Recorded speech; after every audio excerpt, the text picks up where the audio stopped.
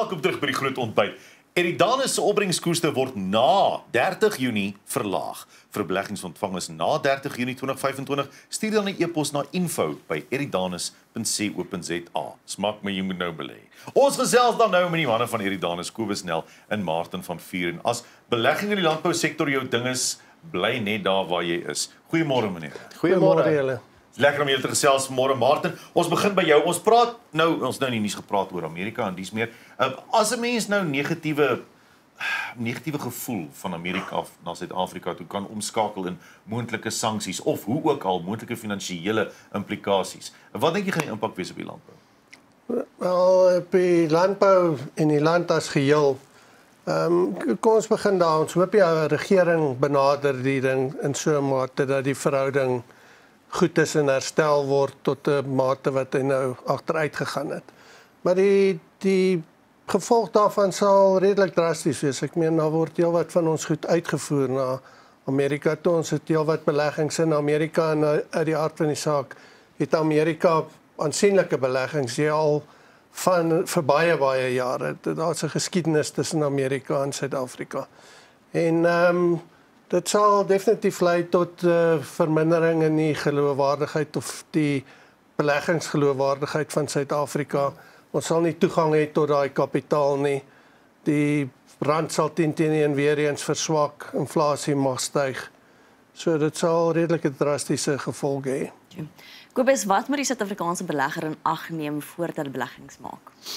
Wel, soos enige belegger moet hy die risiko teenoor die opbrengs altyd oorweeg.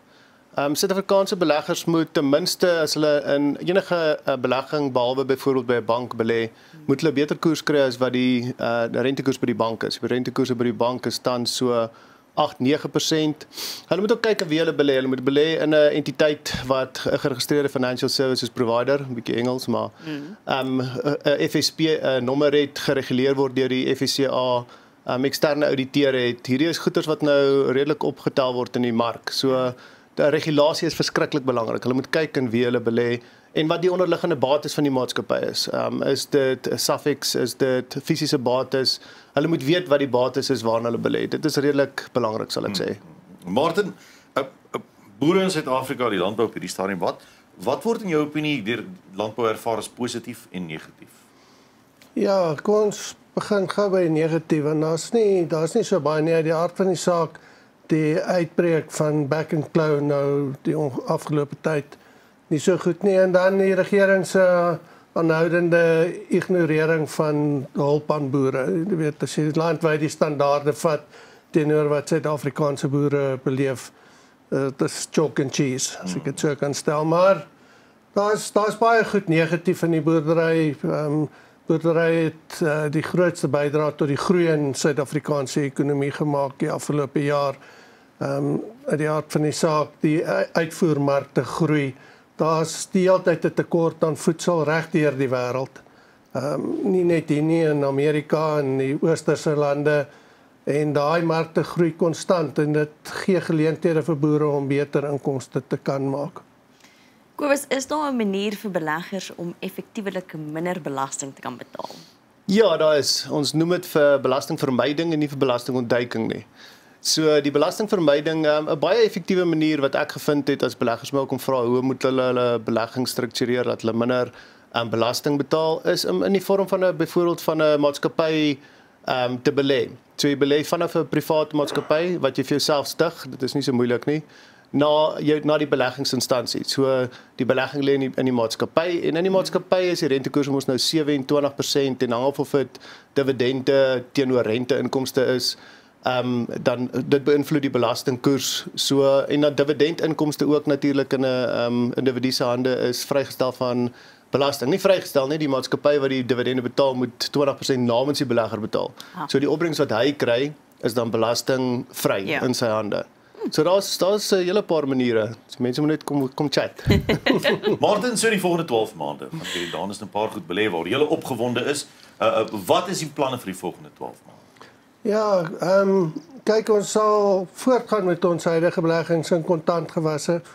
Ons voorsien dat ons redelik gaan uitbrei in die belegging van beesvleis spesifiek, voerkrale Dan het ons 'n projek in Moringa wat goeie voedingswaarde vir plante het waarin ons belê het.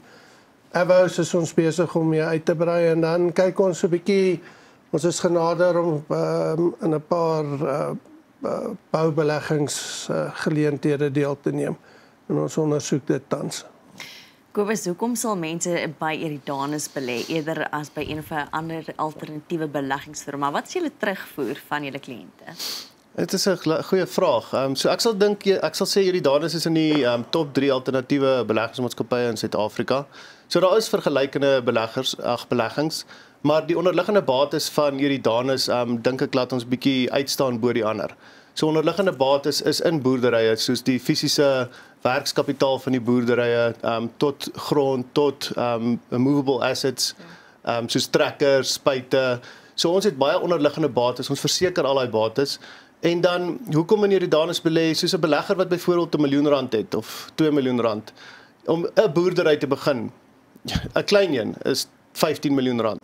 So daai belegger kan nie blootgestel word aan daai tipe boerdery op sy eie nie. Maar deur in Eridanus te belê kan hy 'n deel vorm van daai boerdery. Nou het hy net 'n pro-rata gedeelte, maar gelukkig kan hy blootgestel word aan daai geleenthede wat aan die landbou is. Ja. Martin, waar kom die meeste van Eridanus se beleggings vandaan? Ja, so die beleggers in Eridanus oor die algemeen hoë middel tot hoë inkomste groep beleggers wat 'n redelike goeie return op hulle belegging wil verdien. Tans as mense na die land kyk, is die meeste van ons beleggers in die Wes-Kaap, hier in Gauteng, nogal hier in Pretoria, is baie van ons beleggers. En dan natuurlik herbelegging is 'n groot gedeelte van beleggings wat deur ons ontvang word. Nou, opbrengs is altyd vir mense belangrik, Kobus, en watter opbrengskoers bied Eridanus en is dit voor of na belasting? Baie belangrike vraag. Dit is na belasting. So die koerse wat ons vir die beleggers bied is letterlik wat hy in sy bankrekening ontvang. Dit is nadat Eridanus die terugbelasting op dividende betaal het. So die koerse tans is 12,5% vir beleggings bo R2,5 miljoen en 11% vir beleggings onder R2,5 miljoen. En soos julle sal sien, hierdie koerse is net tot en met 30 Junie en 30 Junie gaan ons heel waarskynlik die koerse tussen 0,5% en 1% laat daal, maar let wel net vir beleggings na 30 Junie ontvang. So almal tot en met 30 Junie, die koerse bly dieselfde. En dis net vir beleggings na 30 Junie wat ons die koerse gaan aanpas. Die rede vir die verlaging van die koerse? Dit is hoofsaaklik as gevolg van die daling in die rentekoerse en Eridanus se capital requirements wat afgaan. So ons het redelik genoeg kapitaal op hande, so dit is hoekom ons die koerse bietjie laat daal. Ja. Martin, mense wonder altyd wat die tydperk van belegging is. Want kyk, mense moet vooruit kan beplan wanneer my geld loskom en dies meer en of dit loskom. Wat is die tydperk om in te bly wat tans by Eridanus van toepassing is? Ja, die tydperk is vir die belegging is 'n 5 jaar belegging, maar beleggers word toegelaat om met 3 maande kennis hulle belegging te onttrek. Is natuurlik in die diskresie van die beleggingskomitee en direkteure van Eridanus, in ag genome die huidige stand van kontant op daai stadium beskikbaar vir herbetaling. Soos jy kan verstaan, 'n fonds soos Eridanus moet al hulle geld belê in die verskillende entiteite wat lê, en daai entiteite se kontantvloei verskil van tyd tot tyd, maar die algemene standaard by ons is dat ons beleggings herbetaal op 3 maande kennis. Dit is baie belangrik, want ek is seker ons baie mense wat wil weet, voornemende beleggers, hoe maak hulle kontak met julle?